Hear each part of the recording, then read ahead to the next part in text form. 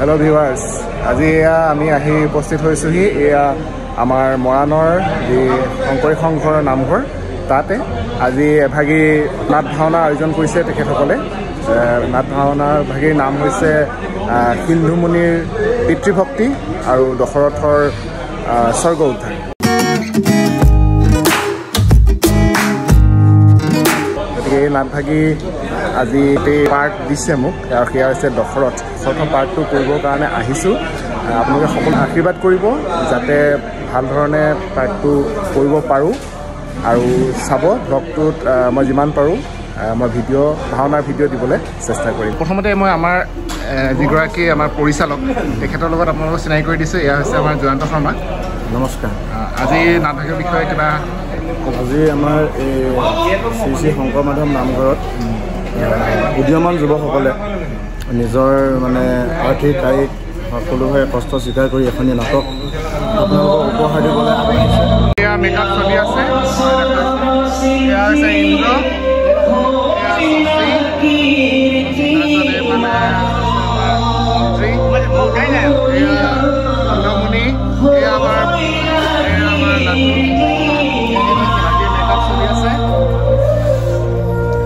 এয়া আমাৰ মুখ্য বায়ন, লগতে মেকআপ কৰি আছে তেখেতে আমাৰ বিভাগ। এইফালে ৰেডি হৈছে আমাৰ শিৱ ৰেডি হৈ আছে, বিষ্ণু ৰেডি হৈছে, তেখেত বহি আছে আহি বহি আছেগৈ। বিশেষ এটা পাৰ্ট কৰিবৰ কাৰণে আমাৰ তেখেতে আমাক উদ্ধাৰ কৰি দিছে। আজি আমাৰ এটা বিশেষ চৰিত্ৰ তেওঁ অভিনয় কৰিব,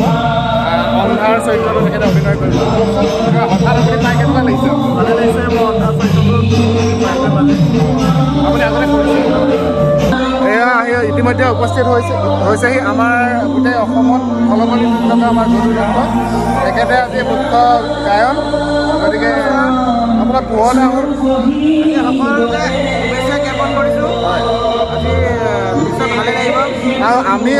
আমাৰ মাজত আপোনাক পাই পেলাই আমি সঁচাকৈ বহুত ভাল পাইছোঁ। আৰু আপোনাৰ যি কণ্ঠস্বৰ, সেই কণ্ঠস্বৰ যাতে আৰু মানে বহুত ভাল, আৰু দুগুণ ভাল হৈ যাতে জিলিকি যাওক, আমি তাৰে কামনা কৰিছোঁ। আশীৰ্বাদ কৰিব যাতে সুন্দৰভাৱে নাটক মানে পৰিচালনা কৰিব পাৰোঁ, আৰু ভাৱৰীয়াসকলক মানে অভিনন্দন জ্ঞাপন কৰিছোঁ। সুন্দৰভাৱে অভিনয় কৰা। ঠিক আছে, ধন্যবাদ।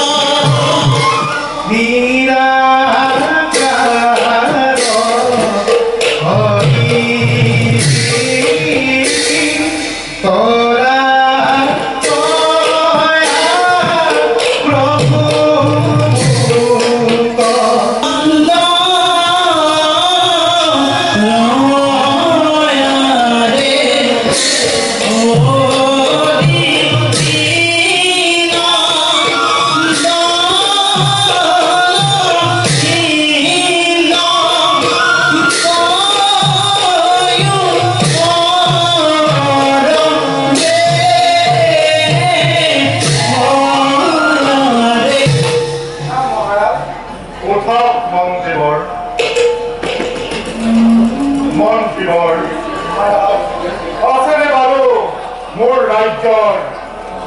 মোৰ প্ৰিয় প্ৰজাজন কিবা অপায় অমংগল, কিবা গভীৰ শত্ৰুৰ আক্ৰমণত জৰ্জৰিত হৈছে নেকি মোৰ প্ৰজাজন? মন্ত্ৰীবৰ কওক আপুনি সকলো ভাঙি ভাঙি কওক। মংগল আজি কিন্তু আজি প্ৰায় বহুত দিন ধৰি আপোনাৰ মুখত পূৰ্ণিমা চন্দ্ৰৰে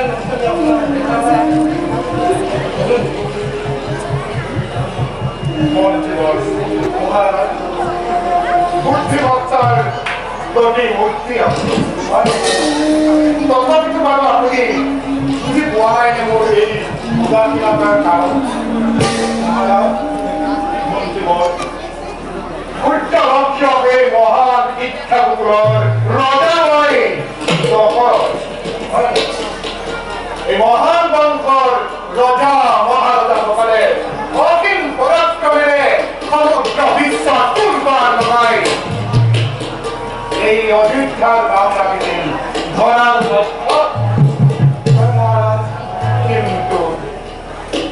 কিন্তু মন্ত্ৰীবৰ এই বংশৰ সেই গৌৰৱ এই বংশৰ সেই যশস্য এয়া হয়তো সকলো লোক পাব এই দশৰ সন্তানক মহাৰাজ মন্ত্ৰীবৰ আপুনিতো ভালদৰেই জানে মন্ত্ৰীবৰ হয় মহাৰাজ সত্যপি অপুত্ৰক মই মন্ত্ৰীবৰ মহাৰাজ যৌৱনে লাহে লাহে মেলামি লাগিছে আৰু এদিন দুদিনৰ পাছত মোক অৰ্থকৈ ল'ব আকোৱালি আৰু যদি পুত্ৰ সন্তানেই নাথাকে তেন্তে বিশাল সাম্ৰাজ্যৰ ৰক্ষা কোনে মোৰ বংশ ৰক্ষা কৰিব কোনে মোক কৰিব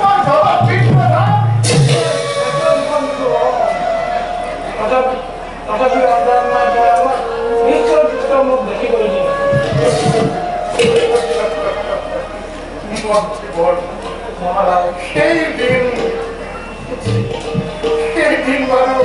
কেতিয়া আহিব মন্ত্ৰীবৰ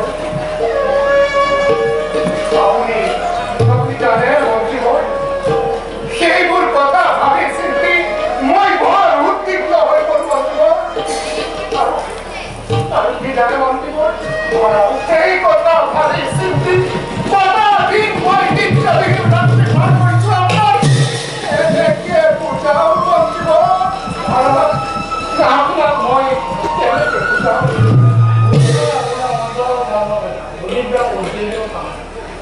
মহাৰাজ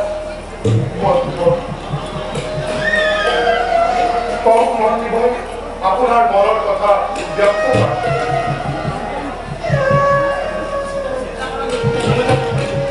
চিন্তা কৰক উত্তৰ অযোধ্যাৰ অন্তৰ্গত প্ৰধান কথা অযোধ্যাৰ প্ৰধান কি হৈছে মোৰ প্ৰিয় প্ৰজা কিবা সন্তান কিবা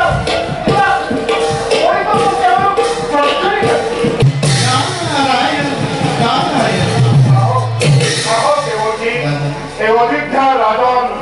এই দশৰথে আপোনাৰ চৰণত কৰিছো বাবা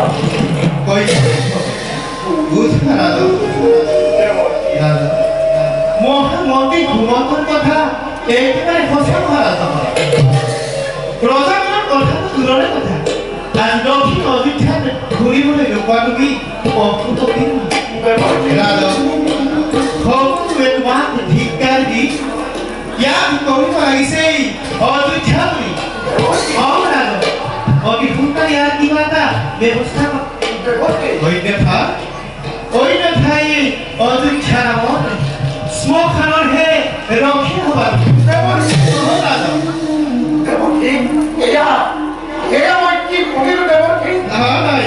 মোৰ ৰাজ্যৰ দক্ষিণ প্ৰান্তৰ প্ৰদায় মোৰ ৰাজ্য আমি দমন কৰিছে অন্য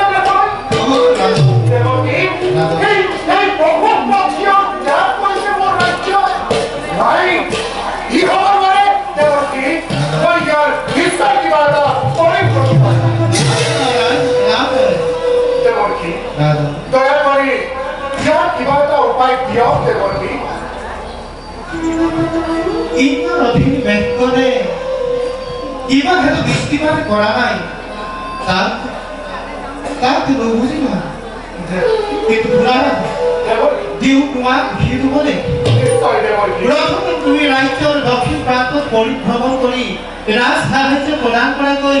ভোগাটোৰ প্ৰধানৰ মাজত তাৰ পাছত অমৰাৱতী প্ৰায় ভ্ৰমণ কৰি দেৱেন্দ্ৰ ফুৰাকৈ ইয়াৰ কাৰণ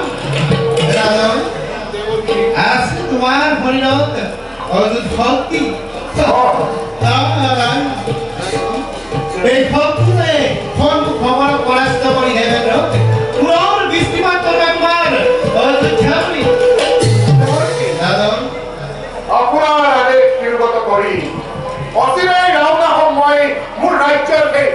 চিন্তা করুন রাজঘরানার যত আছে ধন কোন অন্ন বস্ত্র সকলটি মই প্রদান করিম মোৰ প্ৰিয় প্ৰজাগণ আৰু তাৰ পাছত মই গ্ৰহণ কৰিম সেই অমৰাৱতী পঢ়িম দেৱেন্দ্ৰক মই কিয় তেওঁ বৃষ্টিপাত কৰা নাই পুৰণিক ৰাজ্য মোৰ দেহত আছে অসীম বল বিক্ৰম যদি সেই দেৱেন্দ্ৰই মোৰ বাক্য কৰে অমান্য তেন্তে দেৱতে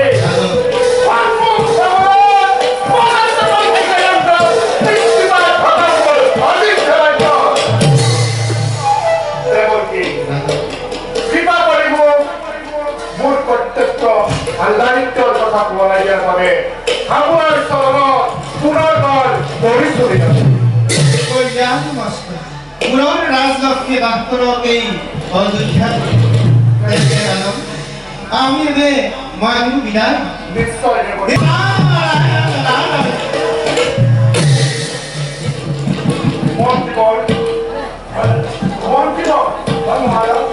শুনিলেনে আপুনি কি বাক্য গতিকে আৰু ইয়াত অপেক্ষা কৰাৰ কোনো প্ৰয়োজন নাই মন্ত্ৰীবৰ আমি যাওঁ এই অযোধ্যাৰ দক্ষিণ প্ৰান্তলৈ আৰু বিতৰণ কৰোঁ অন্ন বস্ত্ৰ উঠিয়া প্ৰজাক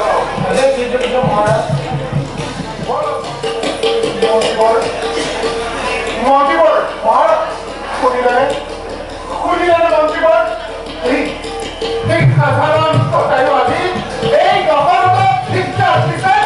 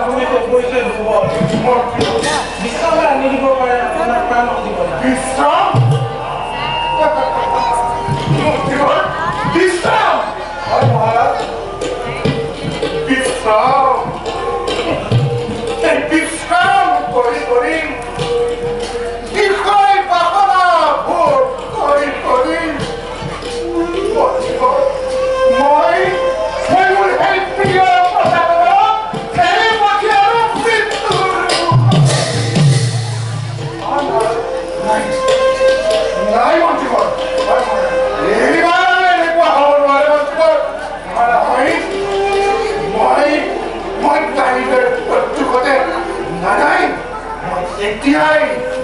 এই অপৰাধৰ বাবে মই যাত্ৰা কৰিম এই অমৰাৱতীপুৰলৈ আৰু প্ৰথমতে মই বিনম্ৰতাৰে সুধিম দেৱেন্দ্ৰক যে আমাৰ অযোধ্যাত বৃষ্টিপাত কৰিবনে আৰু যদি প্ৰয়োজন হয় তেন্তে কিয় সংসাৰ মতে ধাৰণ কৰে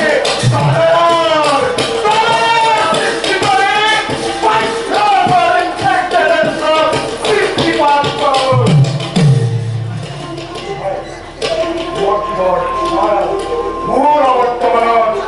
এই প্ৰজাক আপুনি এই পালন কৰিব লাগিব যাওক মন্ত্ৰীবৰ আপুনি ৰাজ তেওঁলৈ যাওক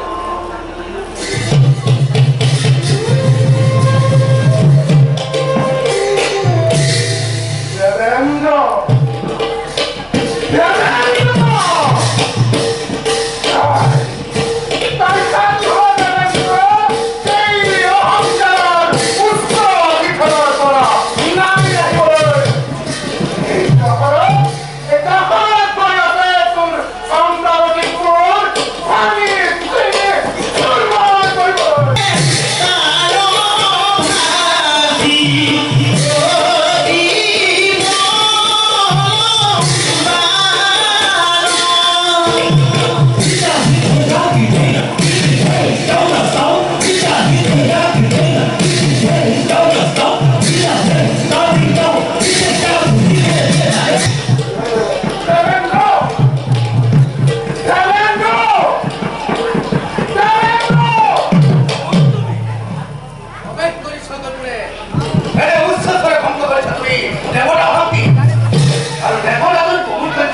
তোমাকে অবৈধ করে তুলে দিল অনুমতি অতি উচিত শাস্তি এই সিংহাসনে হবে তোমাদের যুদ্ধ পরাস্ত করে যেমন মই দেবেন্দ্র ঠাকুরে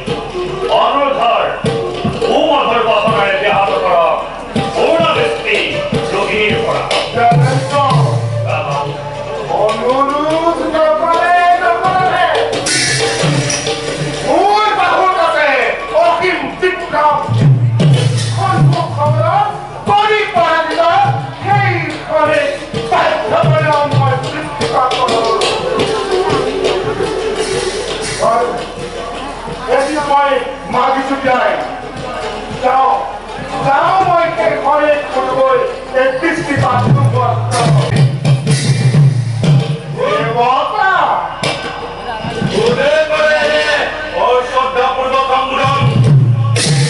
যদি তুমি সঁচাকৈয়ে শ্ৰদ্ধাৰ পাত্ৰ হলাহেঁতেন তেন্তে তেন্তে এই দশৰথে তোমাক কৰিলেহেঁতেন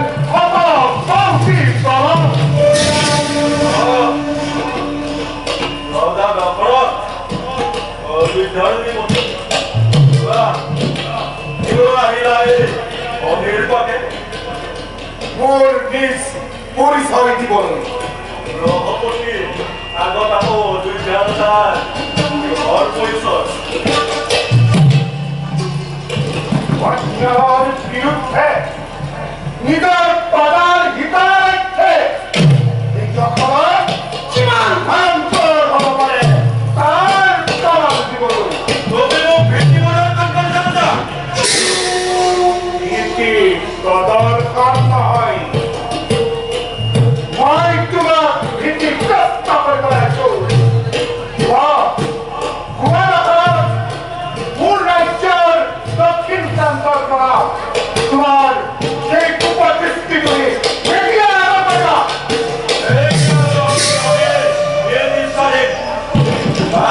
সামান্য মানৱৰ ভীতি প্ৰদৰ্শনত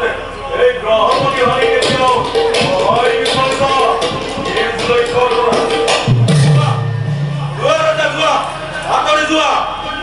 এই গ্ৰহপতি হৰিৰ পূৰ্ণ দৃষ্টিৰ পৰা আঁতৰি যোৱা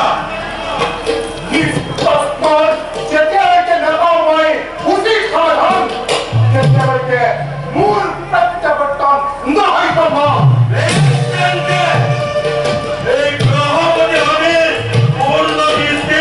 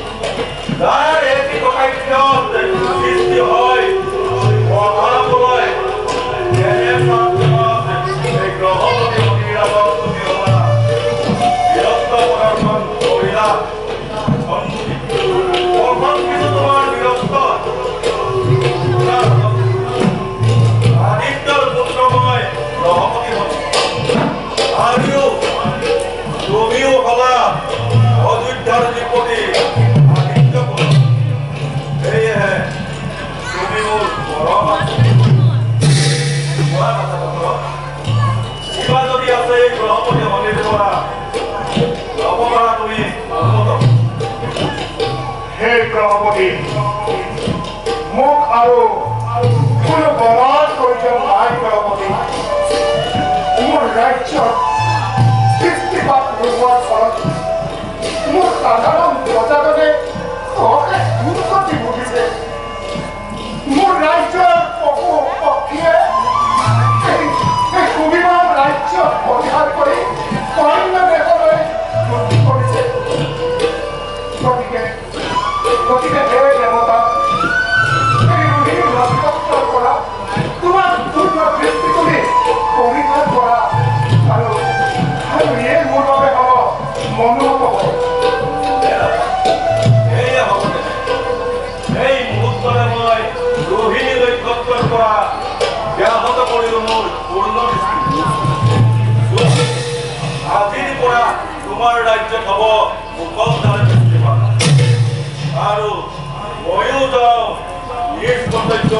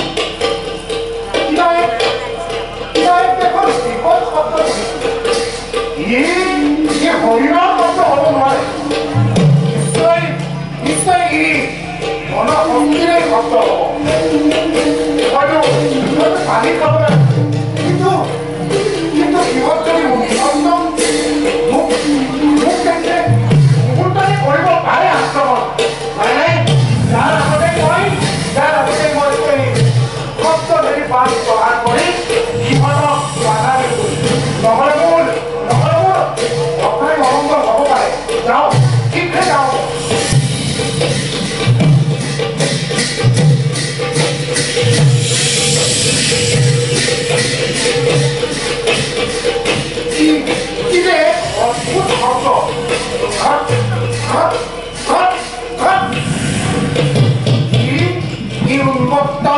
অস্থিৰ হয় নাই সিহঁতে মোক আক্ৰমণ কৰিব পাৰে মই অতি শীঘ্ৰে এই সপ্তভেদী পাঠ প্ৰহাৰ কৰি সিহঁতক বাধা দিওঁ নহ'লে মোৰ বিপদ হ'ব পাৰে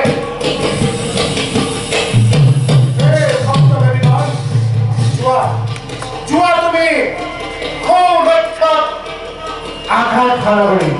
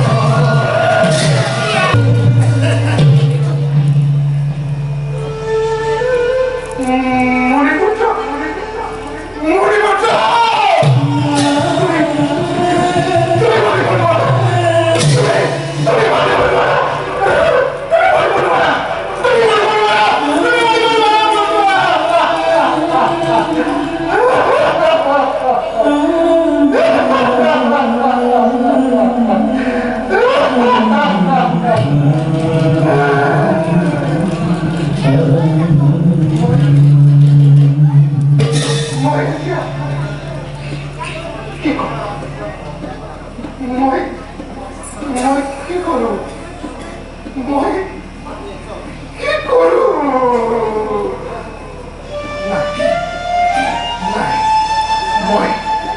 মই এতিয়া পিতৃ মাতৃ কাষলৈ লৈ যাওঁ মই এতিয়া পিতৃ মাতৃ কাষলৈ লৈ যাওঁ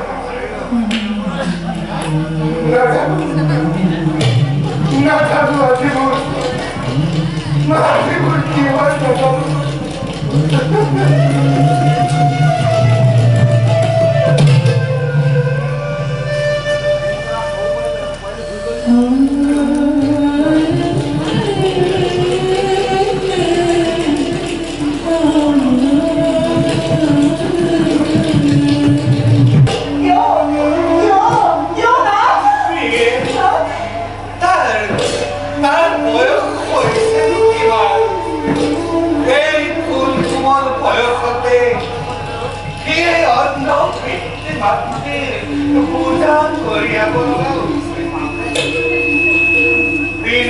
একোৱে নাই দিনে ৰাতিয়ে কাম কৰিছো কি হয়তো ভাগৰি পৰিছো তাতে খৰালি পৰখন বহু দূৰ আগুৱাই যায় আৰু সেইবাবে মই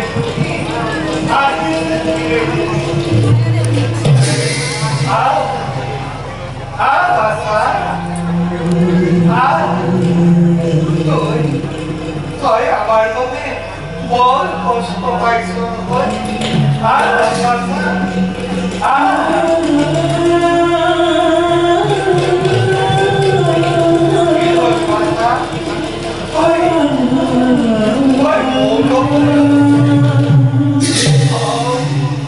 বুজিছো তোৰ চাগৈ আমালৈ বৰ খং উঠিছে নহয় কিনো কৰিবি বাছা আমাৰ দুৰ্ভাগ্যৰ বাবে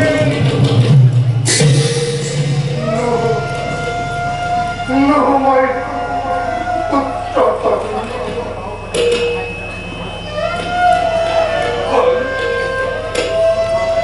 কোন তেন্তে তুমি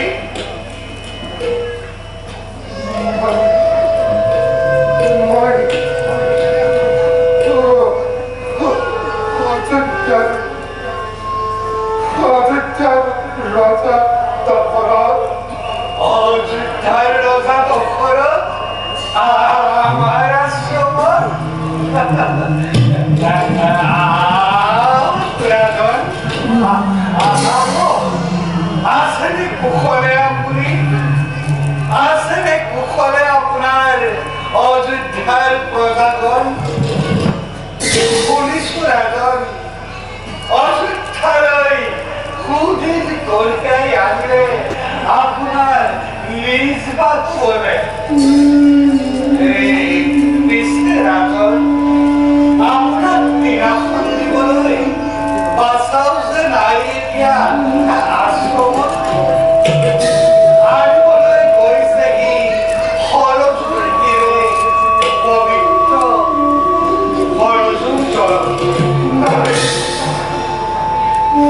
নালাগে।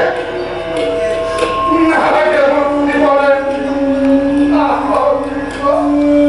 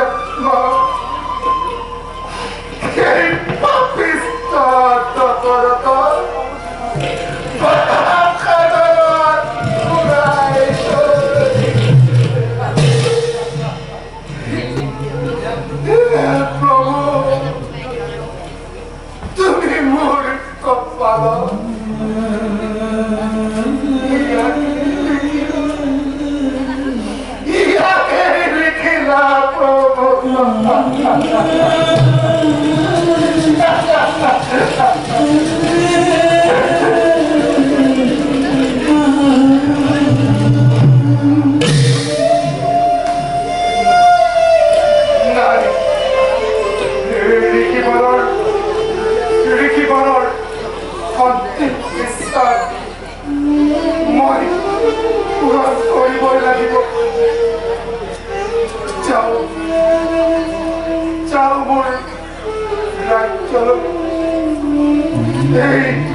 তিনিৰূপ পুণ্যাত্মাৰ কৰ্মৰ মই যা যোগাৰ কৰোঁগৈ যাও যাও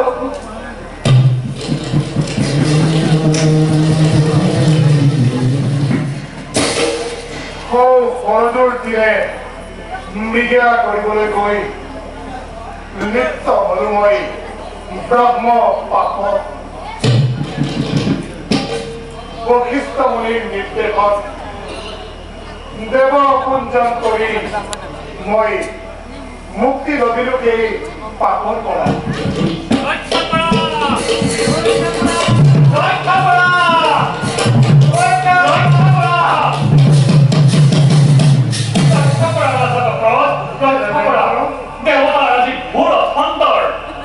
দেবেন্দ্ৰ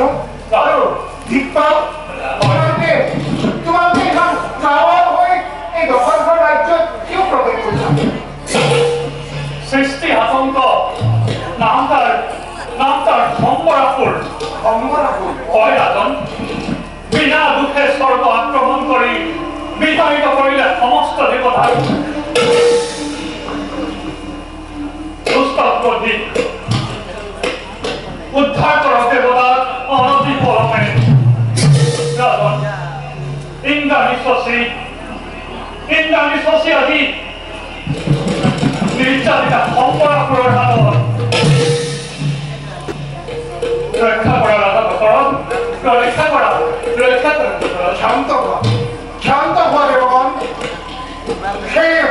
সম্পৰাসুৰে শিৱৰ বলত বলিয়ান হৈ মহা অপৰাধ কৰিছে হয় ৰাজন আৰু তুমিতো ভালদৰে জানা দেবেন্দ্ৰ এই দশৰথে নাৰীৰ নিৰ্যাতন কেতিয়াও সহজভাৱে নকৰে গতিকে বলে দেবেন্দ্ৰ এতিয়াই যাওঁ সেই দৈত্যক আমি কৰো প্ৰতিহত